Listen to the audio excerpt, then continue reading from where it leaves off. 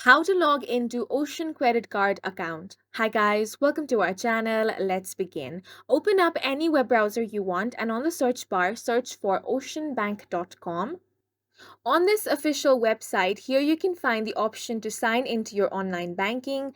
However, if you want to log into your credit card account, then click on this drop down menu, then click on credit cards.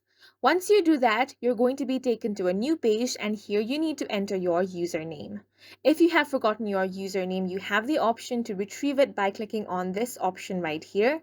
Click on the Enroll Now option if you have not registered for your online access. Now click on the Login option.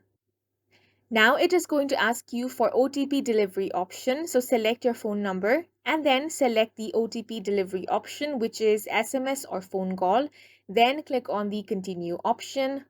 After this, the OTP code will be sent to you for a secure login. Simply enter the one-time passcode over here, then click on the continue option. And once you do, you will successfully be logged into your Ocean credit card account.